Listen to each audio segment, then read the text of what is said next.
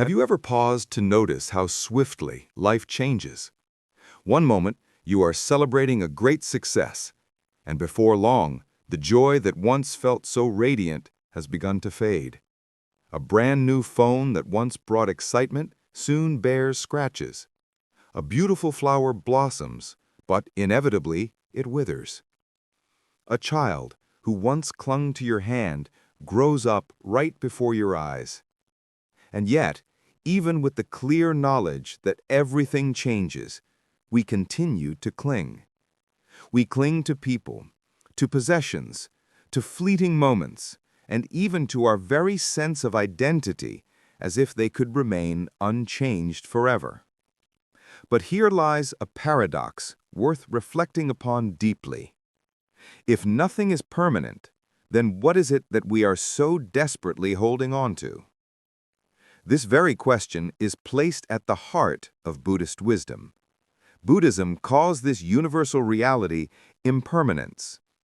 It reminds us that everything we encounter, every sight, sound, thought, or feeling, is in a state of constant flux. Our bodies, our emotions, our possessions, even our most cherished ideas, none of them remain as they are. They are continuously arising, shifting, and passing away, moment after moment. Think about this in your own life.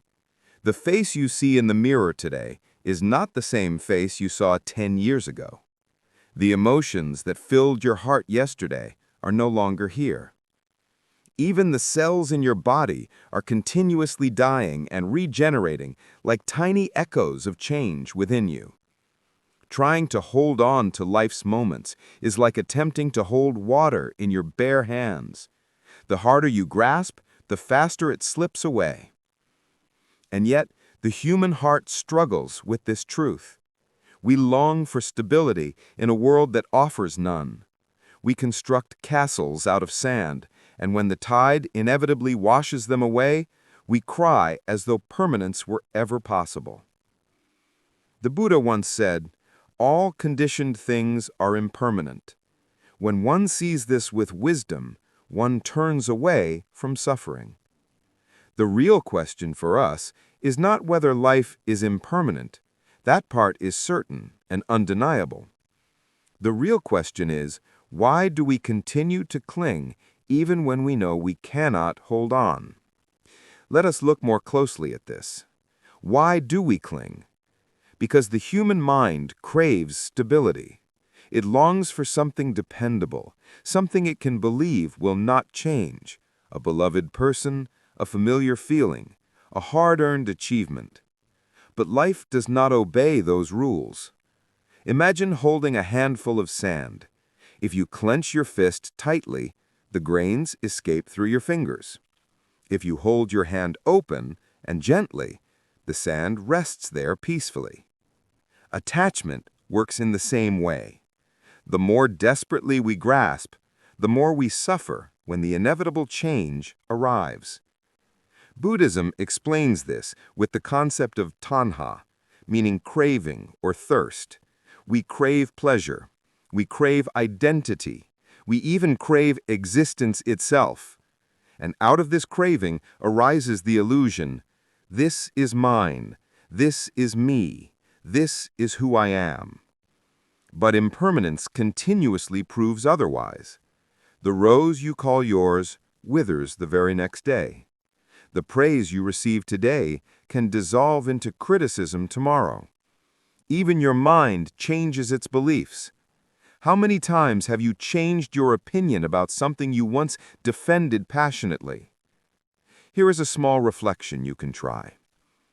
Pause for a moment. Think of one thing in your life you wished would never change. A relationship, a stage of life, a special role, or a cherished possession. Did it truly remain unchanged, or did time reshape it? That discomfort you feel in recalling this is where suffering begins. We cling to what cannot be clung to, and we suffer when the nature of life reveals itself. The Buddha offered a powerful metaphor.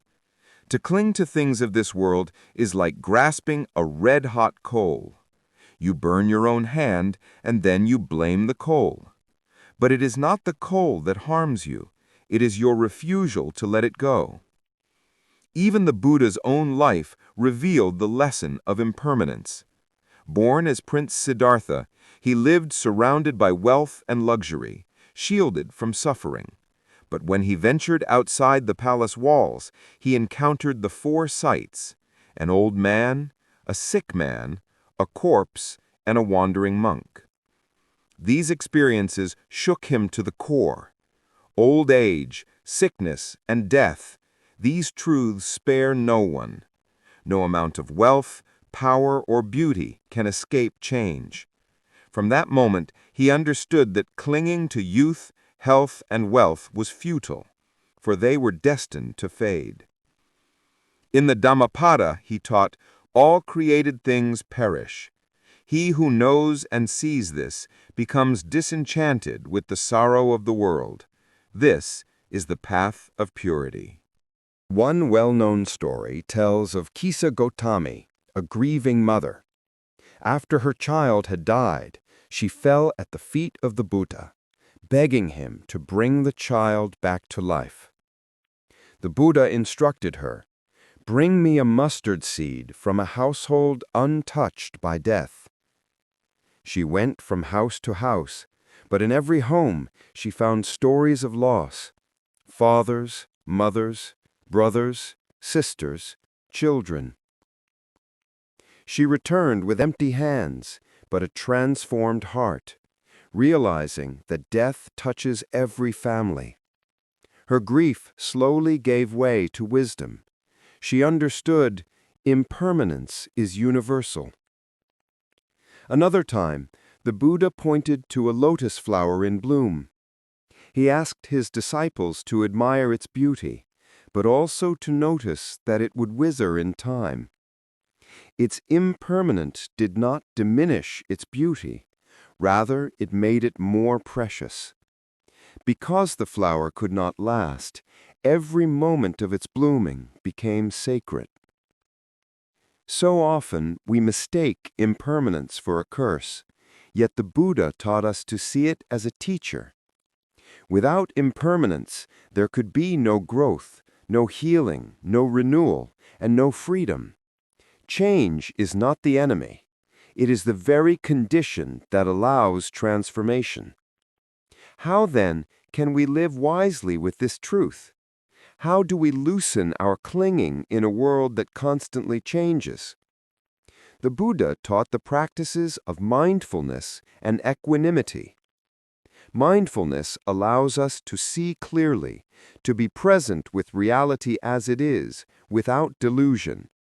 Equanimity helps us remain steady, balanced, and compassionate, even in the face of change.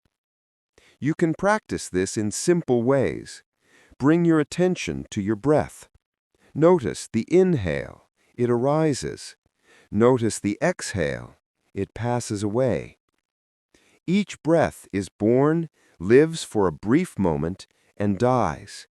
This rhythm is impermanence made visible. Or close your eyes and listen. Hear the sound of a bird, the hum of a car, or even the silence of a room. Notice how every sound appears and fades. Nothing endures forever. These small exercises prepare the heart to face the greater truths, the passing of moments, of relationships, and eventually of our very lives. The Satipatthana Sutta teaches us to observe our feelings, sensations, and thoughts with the understanding, this is not mine, this I am not, this is not myself. This does not mean a cold detachment from life. It means relating to life with wisdom rather than with possessiveness. A monk once compared this to holding a bird. If you squeeze too tightly, you harm it. If you open your hand completely, it flies away. But if you hold it gently, you can enjoy its presence while allowing it its freedom. This is the art of living with impermanence, not denying it, not fighting it, but walking alongside it. When you truly see that nothing is permanent, something within you shifts. Instead of clinging, you begin to flow with life. Imagine life as a great river. You can fight the current, grasp every rock, and exhaust yourself. Or you can let go, trust, and allow yourself to be carried by the natural flow. In this way, impermanence, once feared, becomes a form of freedom. For when you accept that everything passes, you stop demanding from life what it cannot give. Instead, you learn to appreciate each moment for what it is, knowing it will never return. In Japan, there is a phrase, mono no aware, the gentle sadness of things. It is the bittersweet beauty we feel when cherry blossoms bloom, precisely because we know they will soon fall. Impermanence deepens our gratitude for the present moment. The Buddha taught that liberation is not found in escaping impermanence, but in embracing it fully. He who sees impermanence sees the Dharma. He who sees the Dharma sees the Buddha. So what are we really holding on to? Only illusions. We cling to the hope that things will remain, that life can be frozen in place. But life is movement, like a flowing river. Freedom comes not from freezing the river, but from learning to swim with it. So next time you feel yourself clinging to a memory, to a possession, or even to the story you tell yourself about who you are, pause. Take a breath. Notice impermanence at work, and gently ask yourself, if this cannot last, how can I hold it more lightly? That gentle shift is the beginning of wisdom. It is the path the Buddha pointed towards. It is where suffering begins to loosen its grip and where true peace begins to blossom.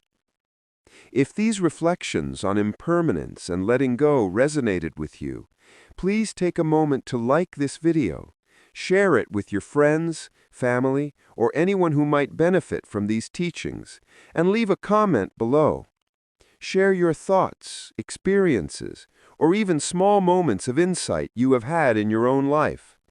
Every comment can create a ripple of understanding, reminding others that they are not alone in their struggles with change, attachment, and the passing of time.